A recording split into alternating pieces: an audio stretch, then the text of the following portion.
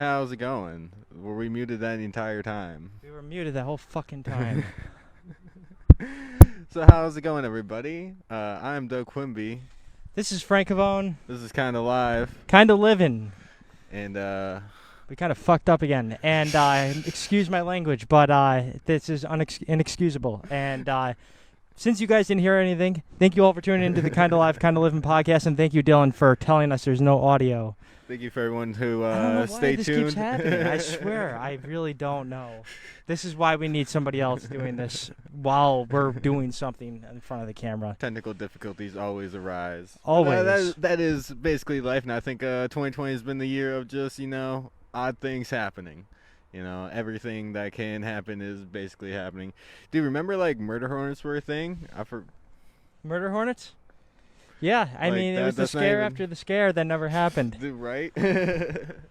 I mean, honestly, they probably came up with it to make sure people stayed in their houses because no one wants to get stung by a murder hornet, especially if you're allergic to bees. I definitely was terrified for a while. Like when the wasps started coming out, around the house, oh yeah, I was eyeing them real hard. Definitely had to do a spray real quick. Yeah, I mean, so Doug, just go over again what we said. Being from the town of Lake George, what is something that you want the public to know? Oh yes, please make sure if you are traveling and doing your thing, please make sure to remember your mask. Somehow a lot of people are still forgetting that. I'm not too sure how. We're quite deep into this pandemic. We do have there has been definitely a spike in cases over the past couple weeks. So it's please make sure to bring your mask and be safe out there, everybody. Please be kind to the others. And yeah, there's definitely everything that we can do. So yeah, any thoughts you have on that, boy? I mean, just no, seriously. I mean, it's a holiday weekend, and it's it's the biggest holiday weekend in all of the summer. Usually, towns will have fireworks for 4th of July. Lake George, along with many other towns throughout all other states, have canceled all festivities for the most part. And it's for the right reasons. Just be careful. If you're, I definitely want to try to be a little festive, but the thing is, I still won't even go in. I will not. I refuse to sit in a restaurant. Oh yeah. Indoors. I don't mind sitting outdoors because I will be honest. A lot of these places here in Lake George are taking it seriously because they don't want to get fined $25,000 or look like an asshole, because that's really what will happen. And prime example of something like that, there was just this country music artist. I'll have to, if anybody in the chat knows the name of this guy, I think I can't remember exactly what it was, but there was a couple thousand people concert. No one was wearing their mask, and it looked like a rager. Oh man, I know there's definitely been lots of parties going on throughout the whole thing. Yeah, I see Dylan McKenzie say Max O'Connell, get a cool mask.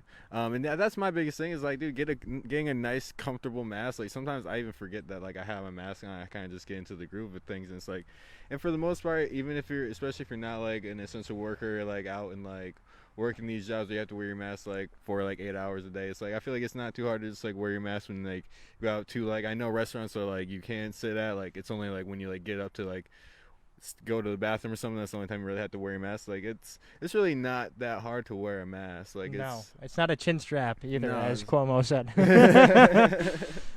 That is, when I saw that meme, I asked my dad, because my dad watches him every single day. And I asked if that actually happened, and he was like, yeah. And I just, to me, it was the most Italian way of saying things. And but seriously, you have to explain it to somebody who's stupid, and I guess there's people out there who just don't take care of themselves.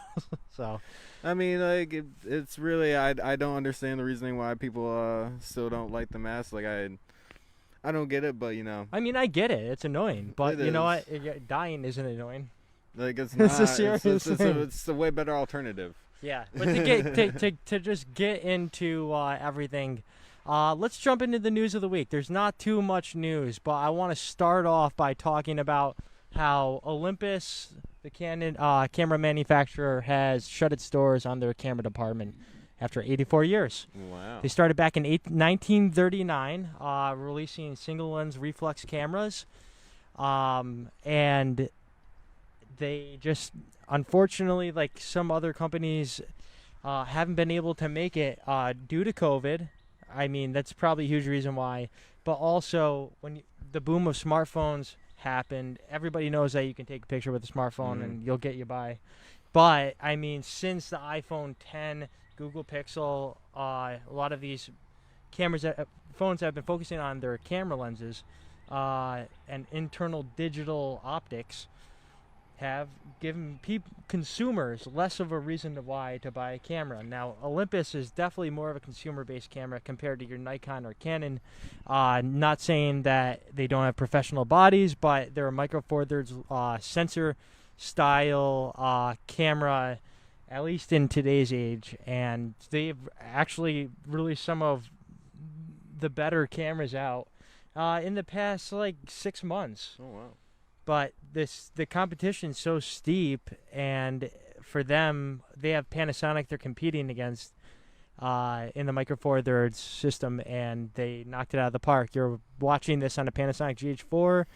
Half of my cameras that I use for live streaming are Panasonic because they're reliable, and it just, unfortunately, you're going to see more and more camera makers like this just kind of kick the bucket, and it sucks. Yeah, I definitely understand that more like consumer-based cameras, because of how great iPhones and like other phones have been getting. Like, I know the iPhone 10 and the iPhone like 11, like a picture on that looks so crisp, so good, like so high definition. It's like you really wouldn't really need a camera if you were just like kind of like a beginner like photographer, unless you're like really trying to get into it.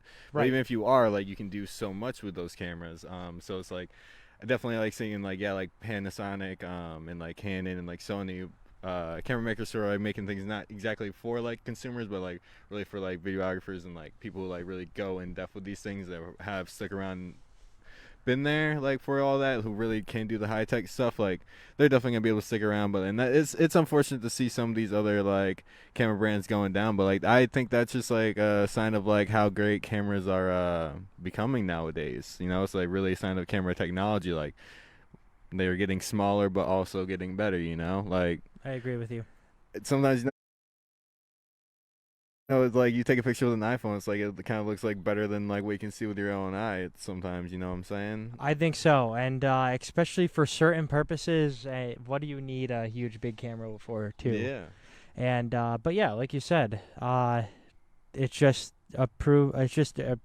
it's cool how all this has made huge advancements.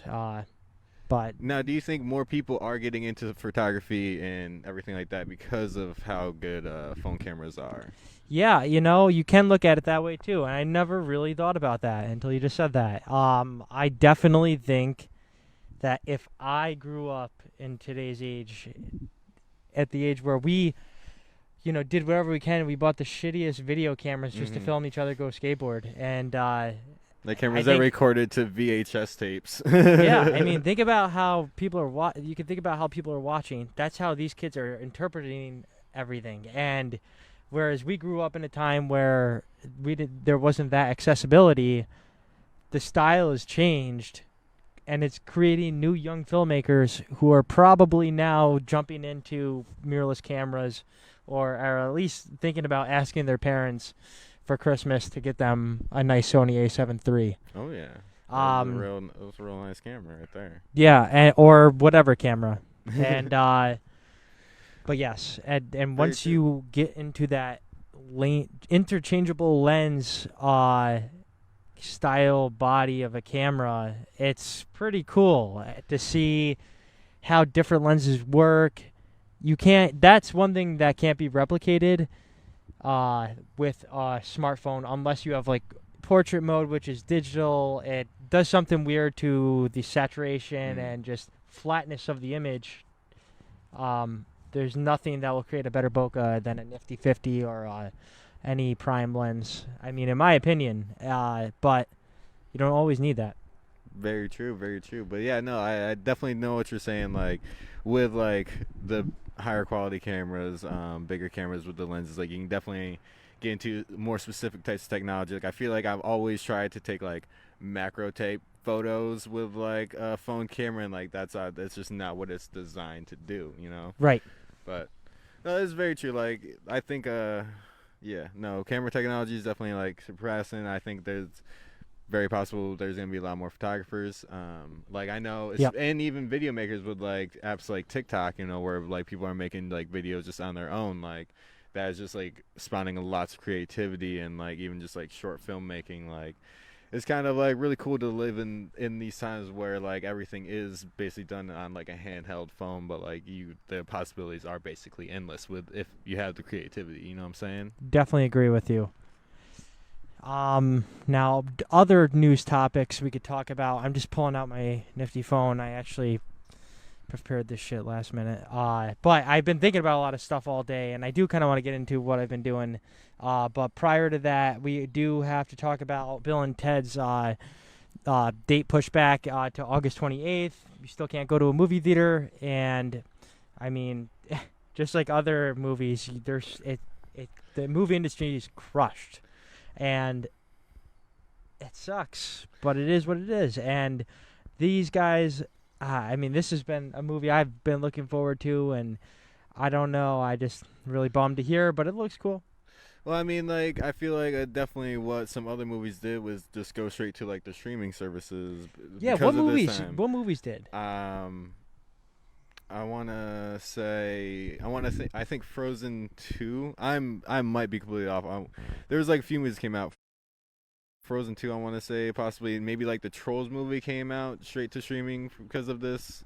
Couple other ones, but I really feel like that is kind of like the way things were gonna go anyways, because like people, it is way easier just to be able to like watch these movies at home when they come out, you know, and like yeah, I think that might be like the way to go. But I mean, I feel like drive-ins are definitely making a comeback. Like drive-ins seem to be the move, and even like with not just movies, with music nowadays, like they're really expanding. You know, No, I like totally agree with you. especially with like all the events that we have covered. Yeah, events that we have covered, of people we've been working with, have all been putting out live streams to keep people just ready and prepared for when they can go out and see live music. And there's been cool stuff going on behind the scenes. I want to give a huge shout out to Kyle Frisbee, just because we're talking about streaming. He came out all the way from New Hampshire to help with a private live stream we did at a drive-in style.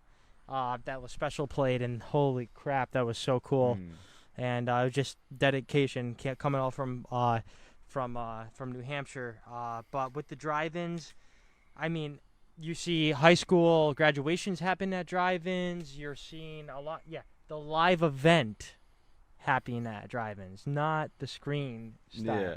Where, and this is something I've discussed with multiple people. I mean, you have a drive-in that you can charge X amount of money and have no overhead costs because you don't have to pay staff, you don't have to pay a band. You just have to pay for the rights of the movie to play it. But when you have all that other stuff to worry about, maybe you raise the price. I mean, it's a luxury. What do you want me to say? Yes, and like I feel like definitely, at least with driving movie theaters, where they made a lot of the revenue was in like the concession stands, and I feel like right now they can't really do that. But I also feel like upping the price for the movie a little bit wouldn't be necessarily like a bad thing. But like, yeah, I'm definitely like a fan of how much we are like kind of trying to like innovate. Like I definitely also noticed like the Forum Henry turned into like a car hop. Like that was kind of like pretty cool. Like I like kind of like like flashing like back into time a little bit. Like have to go a little retro to get through these. They have damn good food too. Not even gonna lie. Forum Henry has been one of those places, one of those small businesses that have learned to adapt. And I mean, a car hop is a pretty cool idea.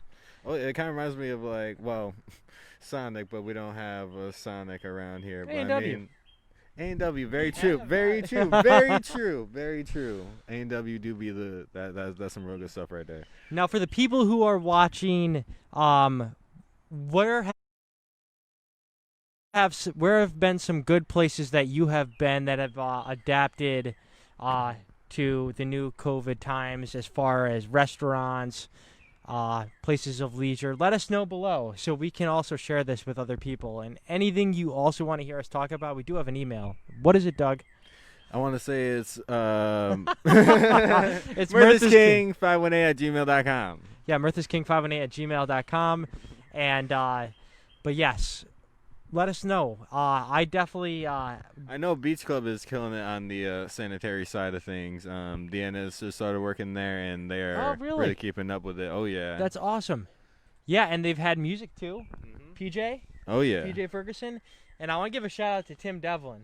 Oh, Tim Devlin's He's the been man. hustling it on the drone photos and drone video. I dig it. He went and filmed the first cruise of the Minnehaha. Oh, wow, that's awesome. Yeah. That's sweet. And I will say, like, whatever he's shooting on, it just looks great. Oh, yeah. The images look. It's basically like an Osmo Pocket quality level of a camera in that drone. That's sweet. Sick. That's really good right there. Yeah. So Beach Club has been someplace. Yep, has adapted. Yep. They're doing really good right now. With their upper deck and lower deck. Awesome. I know Barnsider. At least I stopped there like a few months back, and just the way they had their takeout system going was like very efficient. Like they really like. Spectrum News as a master control operator, July 1st, 2016. Started that day. I want to give a shout out to Kali White for giving me the opportunity to start building my resume there and learning some stuff. It was a great experience. News is amazing. I think it's definitely kind of inspired me a little bit to like do some of the things I've been doing live stream wise, because there's a thrill that you get when you're doing something live compared to when you're recording it. And I feel like this is way more motivating. I don't know why, but I just feel it. So, like, what was some of like your craziest times there, or at least like crazy experiences news-wise? So definitely some of my craziest experiences were definitely the 2016 election. Working during the 2016 election and being there as Donald Trump got announced, and just like, it was the most electrifying thing. It was horrible, but electrifying at the same time because of how prolific something like that happened, regardless if it's bad or good. He's a horrible leader, but like, it definitely was. I don't know, from the news perspective, seeing how that all really worked, because that was nuts. Because my only real experiences live at that point were simple things that happen locally, not simple, but things that happen locally or whatever it was. And that was a reason why it was a good reason to be working there. But at the same time, that also kind of opened my eyes to some of the things that do happen in the news that I didn't want to work at. I said to myself, I can't work in this job market. If something happened, I lost everything, I'm not going to refuse any job. Yeah. Because I want to be able to support myself and whoever, my family down the road. And but the news is crazy. I didn't mind the craziness of the news, but I did not like some of the way things were pushed, stories, seeing things that I didn't want to see. Like maybe how they were portrayed as well. How things were portrayed, their agendas, like, it's real. And so yeah, it was a hell of an experience. So I mean, I really am happy to have had that for my first professional job, and then went down the road to the next one, which was not in the news sector. But that day when I got the job, Fish was playing the first of their 3 nights at SPAC. This was 2016, July 1st, 2nd, and 3rd. And what an amazing show. We camped at... Well, it was... I can't remember. I don't know why Let's Be Leonard comes to mind, because that's definitely not it. It was like basically this little campground that was like just right down the road from like SPAC. Leonard Street. Leonard Street, that's it. That's it, Leonard Street. But like we camped out like kind of like towards the front, like not back by the barn. Right. But that was that made it feel like a little fish festival. It definitely did. But that was awesome, and like, yeah, they played. I'm actually gonna like Opened look up that up. with they opened up with Stealing Time from the Faulty playing. Yeah. I didn't get that. I really wanted it. But I remember seeing it for the first time at Glens Falls Civic Center 2013. 2013. But it took until then to get the song live. What else? I think there's Yeah, so set one starts with Stealing Time from the Faulty Plan, The Birds, in ICU, Cities, David Bowie, Free, Uncle Pen, Halfway to the Moon, Let's Go, Waiting All Night, Bathtub Gin, Golgi Apparatus, and The Squirming Coil to end set one, which is that's just a big The Birds in ICU, Cities, like, the attack. Free, David Bowie, like, they just went off. They went off for the beginning. Set two starts with Sand, goes into Carini, Chalk to Torture, Prince Caspian, Bug, Shine a Light, My Sweet One, Sleeping Monkey, 2001, Fire, and Encore Character Zero. Oh my God. Bada bing, bada that boom. Fire was awesome. That was really sweet. Move over, and like Cactus take over. Dude, like Carini, that's always just like a real good head bopper. Chalk to Torture, like, yeah, Chalk to Torture. That Chalk to Torture featured Trey on what was it? The Mariana Lumba, the thing behind Fishman. Yeah.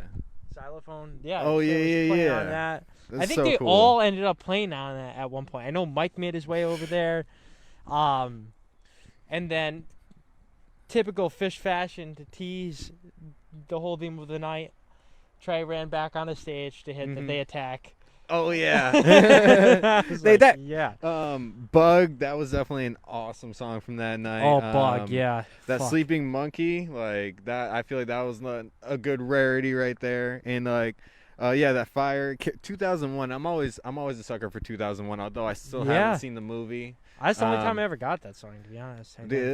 I feel like it's a great jam song. It is a jam song. But it's an epic one.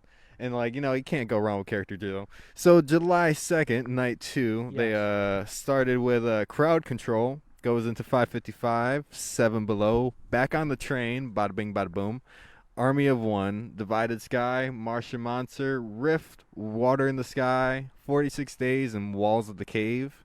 Set 2 with No Man's Land, Fuego. Like, I was a big fan of Fuego. Good, yeah. Fuego was a fire song.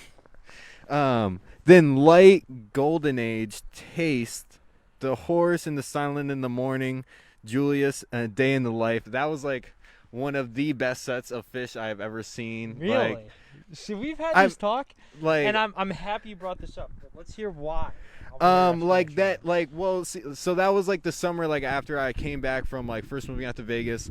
A lot of those songs were like songs I listened to like on the way to Vegas, like A Day in the Life. Like that was the first time I got that, and that was like such like an influential song for me at that point. And like it was the first time I really heard The Horse and Silent in the Morning, and that just like for some reason resonated with me like super hard. And I feel like really just like the feel like that set really just spoke to me in that time of my life. Like it was just like a lot of songs that I didn't think I was gonna get, and like I got, and it was just like just being home with all the homies was just like wow, like I couldn't imagine this going any other way. And so that was definitely like my favorite set from Fish for like years, actually, I would say. Now I gotta say with that whole show, that 46 Days is the best 46 Days I ever heard, and I mean that just the way they started off the song, and I don't know, you gotta go give it a listen. I was actually gonna ask you to do it as an intro last week, but I just dropped the ball. We got it for next week. Well, yeah, we got time. But Hilltop, a band that we is from Albany, and we live streamed during this whole shit. That was their first Fish shows, that 3-night run together. And they said that night 2 was the best night out of the 3. They're right. They're right. Like, I gotta tell Doug this, and then I never happened. But dude, then the encore was bouncing around the room and Run Like an Antelope. Like, oh my God, that's a great encore right there. Bouncing. That's a song I've come to appreciate a lot more now. And wow. That's a Fishman And like song. Run Like the Antelope. Like that's Run Like an Antelope. Yeah, what a great you gotta song. love it. So then night 3, July 3rd, 2016, set Oh, such a 1. good show. The Wedge, Heavy Things, Tube, Sugar Shack, Lawn Boy, Sparkle, Sample in a Jar, It's Ice, Galua Papyrus, Ocelot, Sin of a Mule, and Possum. All right, that second hat. Those last like 5 songs. That was real good right there. Gula Papyrus. Ocelot. I love a good Ocelot. Yeah, Ocelot crushes. That does. Set 2, opening with Soul Shakedown Party. Oh, that's a funky one. Oh man, I remember watching this California 2014 show that they played this at, that Connor showed me, and I was like, oh, I would love to get this, and then we got it that weekend. Dude, then a 17-minute MoMA dance. That was a second setter too. Second set MoMA dance. Into Twist, which is always, that's, you know, with the glow sticks, second set at night. That was a great time. Joy, which I think that was my first Joy, and I'm a big fan of that song. Breath and Burning, Exilo, Theme from the Bottom, Harry themes. Hood, Show of Life, and an encore rock and roll to end the weekend. Yeah. And that was twice they did that. I'm pretty sure their past run they did Encore Rock and Roll Night 2. Oh. Not that that matters or anything, but that was a cool run, and it's crazy to think that it took 3 years for them to come back to the area. I mean, you had Baker's Dozen the year after, Trey, whatever. I was gonna say Fare Thee Well, but that was the year before. And what a great run. Anytime they place back, it's basically like their hometown. They say it. They let it be known. It's always a great time. Oh, yeah. And, like, those were definitely my first shows were the 2014 SPAC shows. Like, those definitely. And that was, like, the year they did, like, no covers at all. It was just all the originals. Yeah. But, like, they crushed it. And that was just a real special time for me. Like the way I pulled off those Fish shows and what was going on in my life. I definitely shouldn't have pulled off all of those Fish shows, but I'm happy that I did. I'm sorry, Dad. Yeah. I was late every night. Curfew didn't make that at all. You know, traffic was hard. Traffic. Hey, you know, Northway traffic. Come on. And you can't leave a Fish show early. That's just ludicrous. Yeah, you gotta go get the ground scores. Come on. Yeah, dude. So, what other like significant shows have like really like stood out to you, man? For what? Fish? Fish, yeah. Oh, goddamn. I'm gonna just stick with personal faves. I'm just gonna open the Live Fish app, which I will admit has gotten a little better, a little faster. It's kind of nice. Definitely. Jake disagrees with me on this one, but one of the best sets I've ever seen of Fish was Red Velvet Night. I knew it. Yeah, it was. Well, I don't know. It melted my mind. I know. I remember like Jake always hating that, and you were like, I liked it. Just under the circumstances of the whole thing, not just the show, like the spontaneous this being spontaneous and going last minute. Yeah. Like that was cool. Getting to Glide. Oh, that's a good one. Sunday Morning opener, which is a Lou Reed Velvet Underground song, and that song. It's just cool because Fishman came out in the Pope outfit, and then like during the bass solo of that, freaking what's his name, Mike Gordon just like got down as he's like doing a good nasty guitar solo. Looked like, and I was just listening to a lot of songs. It was just kind of a not a spiritual show, but it had that something like that. That Themes from the Bottom was nuts. That It's Ice was nuts. Oh, that was definitely one of them that I felt, wow, that really made me want to go to way more shows. Because at the time, I was the type of fan that went and made the effort to go to the ones that were in my hometown. And because Fish was playing 13 nights at the Garden, it was like, okay, I missed fucking Magna Ball. It really broke my heart. And I wanted to go something that level, and that gave me the taste, man. I think you went to the most Magna Ball show, not Magna Ball, Baker's Dozen shows out of like all of our friend group. Well, that was most, as Fish's song, most events aren't planned. It was definitely not planned to, but once I started really diving into it more and more, It was hard not to. and knowing like they were not playing a single repeat, there was a lot of opportunities to get a lot of things that I wanted, and I took full advantage of it. I'm not gonna lie. I remember every day at work, monitoring Ticketmaster, monitoring Cash or Trade, like I was a crackhead. Seeing if the tickets were still available. The night we went to the freaking August 2nd, What- Donut Hole. donut holes, way down in a hole, which it was cool to know that you were watching The Wire with your dad and Yes. knew that song. I had Yeah. no idea, and but that was a great show. We also got Gaiute that night, which was Gaiute, a song yeah. I never thought I was gonna get. No, and, like, same. Awesome. Thank you, Fish, so much for that. Definitely a great show. August 4th, that was a great show.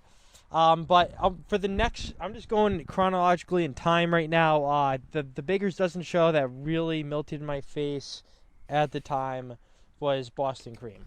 Boston Cream because I was chasing the lizards, and like a lot of kids were chasing the lizards. Like, dude, I almost cried. I'm not even kidding. Like, it's sad to think that much song can give you joy. Yeah. And there's so much songs I like better than that Fish plays.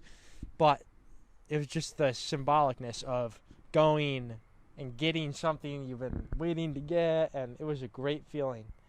And got a Jaboo, first time I got that. Fuck Your Face.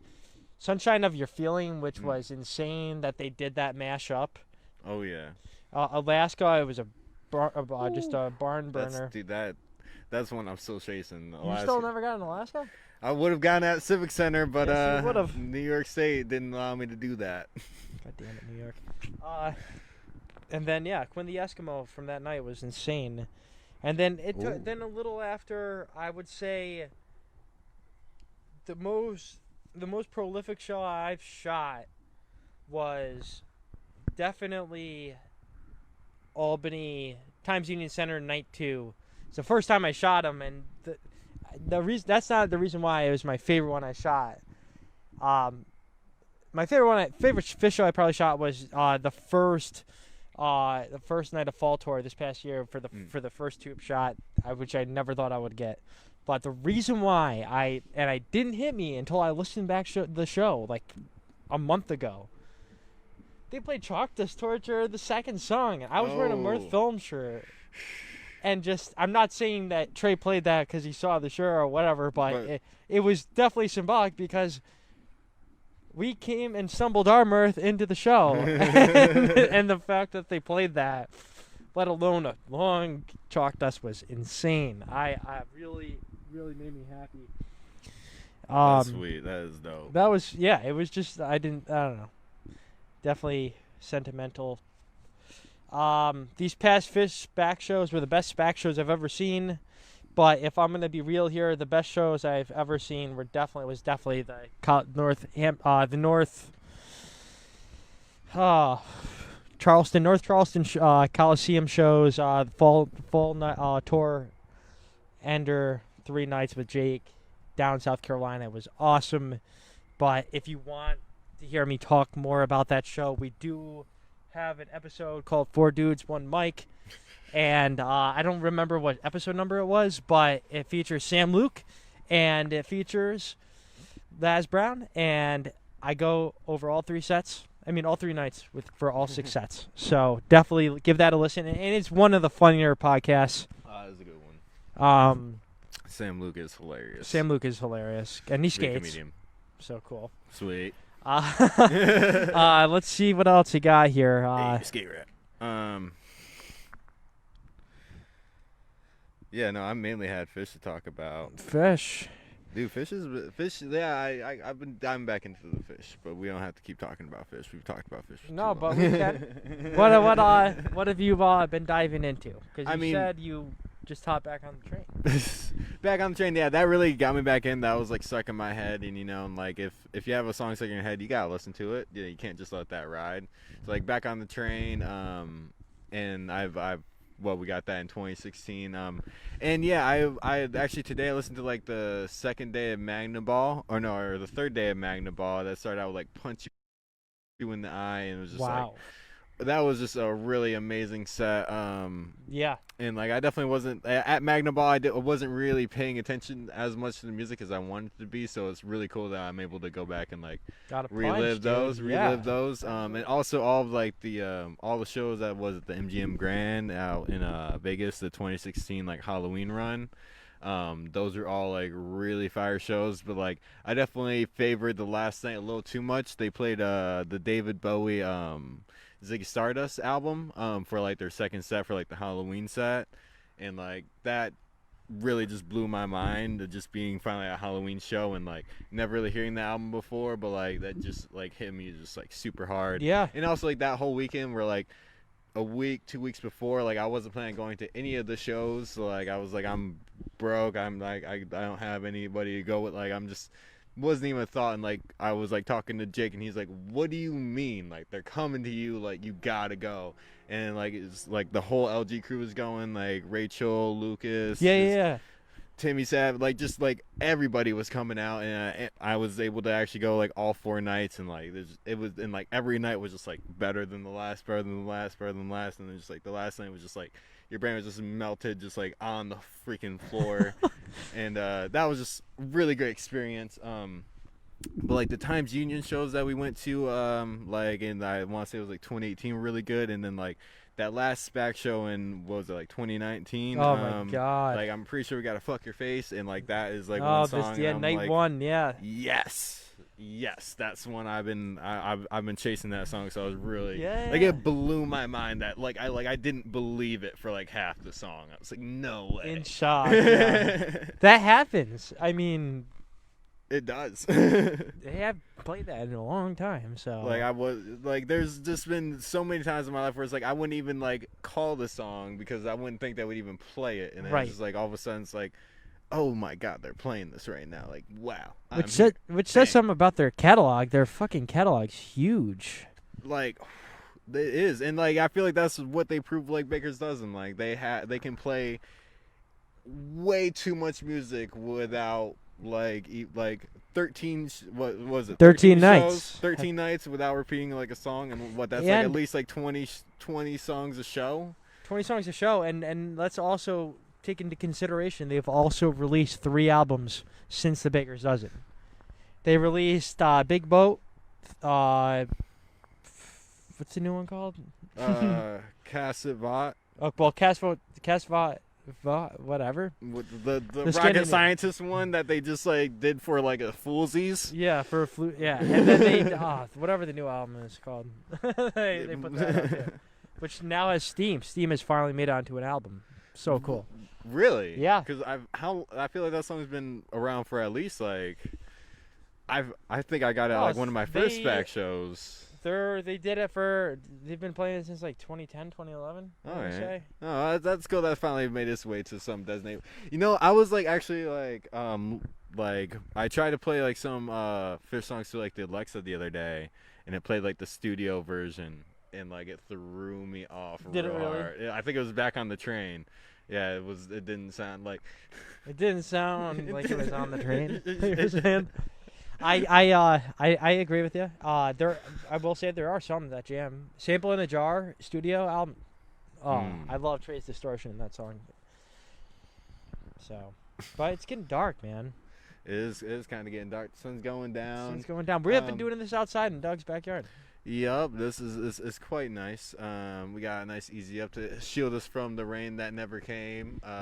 Lake George is actually like quite lucky. I think it's just like the way the mountains are. We really just like it gets split in between us, so it's like the other side of the mountains get hit with like a lot of snow and rain and weather, and we kind of just get like a light dusting. So like we were safe tonight. I'm sorry for everyone else around the area who got dumped on. We did get a lot of rain earlier today. Did it you was up messed there? up.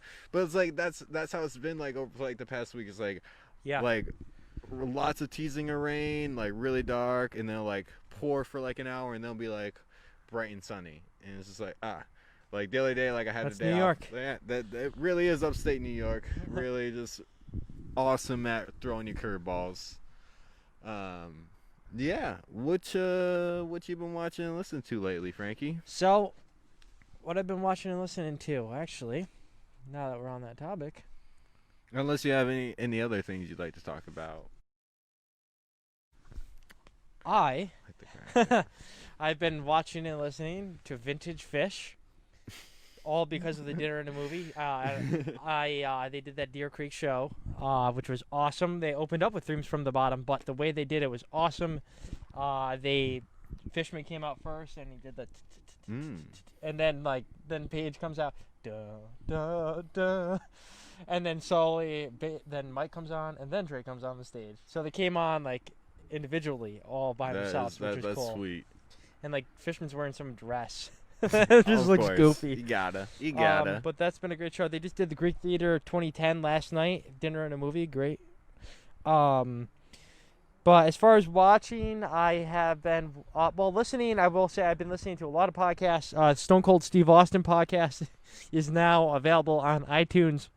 I just love listening to Stone Cold talk because he's a great listener, actually. He's a great podcaster. And bringing up the next thing I've been listening to, Joe Rogan, Jon Stewart podcast. Damn. Oh, that was a really good one. And Joe brings up how he thought you just talk, and then it's more formulated to kind of push the conversation to make sure the listener is getting the information and keeping themselves interested in what's going on the podcast. And I really, really, really was happy that they gave Bill Burr a shout out at the end of the podcast, and just talking about how like great he is for speaking his mind. Because I saw this. I don't know. There was this comedian's video about talking about cancel culture, and they talk about how comedy it's offensive, but it needs to be offensive. Take a fucking joke, like.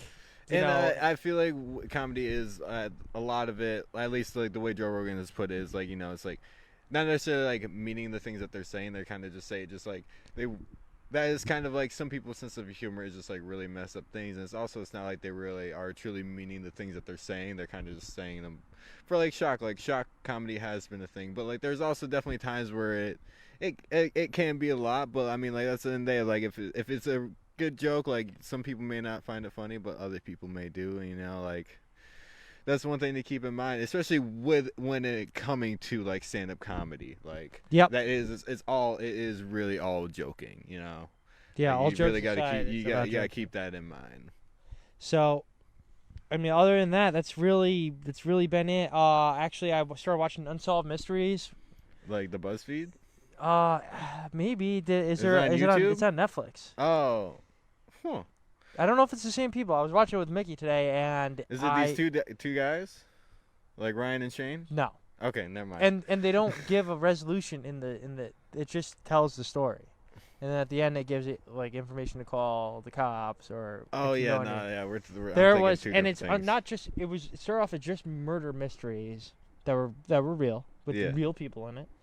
And then there was one about aliens and like how this whole town, Massachusetts, on the same night, September 1st, 1969, they all saw this white beam, and like, dude, you guys would be I'll check all it over out. that. I can see you looking into it. Like, Unsolved Mysteries, I believe it's called. If on Netflix, if it isn't, I'll check my what I've been watching on there.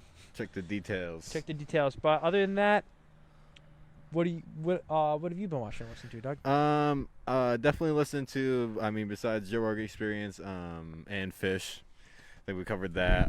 The jazz rap playlist on Spotify. If you have Spotify, check that out. Definitely one song that I will shout out from that is "Zealots" by the Fugees. Really awesome song. Other than that, podcast-wise, the Crackpot podcast, which is kind of like a conspiracy podcast, but these two they might be lawyer type of dudes, but like they definitely have like lots of fun discussing just like any type of conspiracies and all that. So like that's been kind of cool to listen to. Other than that, Time Suck with Dan Cummins, great podcast to check out. And yeah, just some Fish. Nice. Not too much. I do want to just end this with just talking about a couple housekeeping things. As you know, you can listen to the Kinda Live, Kinda Livin podcast on iTunes, Spotify, SoundCloud. We will eventually be on Twitch. We have the account created. Just under the circumstances right now we can't. But this will be on YouTube tomorrow or the next day. We have been doing this live on Facebook, but again, we'll be doing this on multiple platforms to make it available for everybody.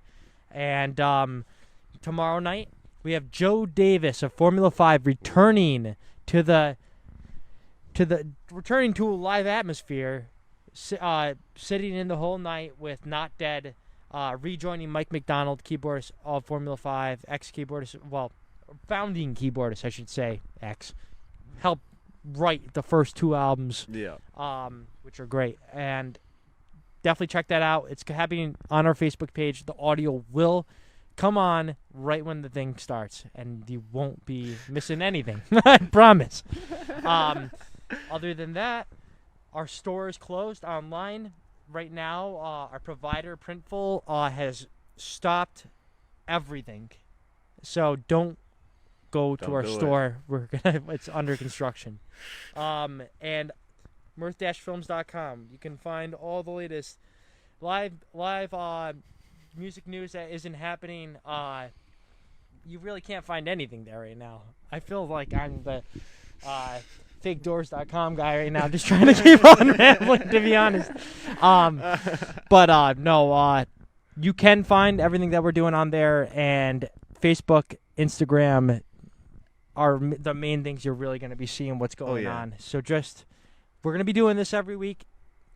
We're going to be doing it sporadically. We don't know which day of the week we'll be doing it. We'll have a lot.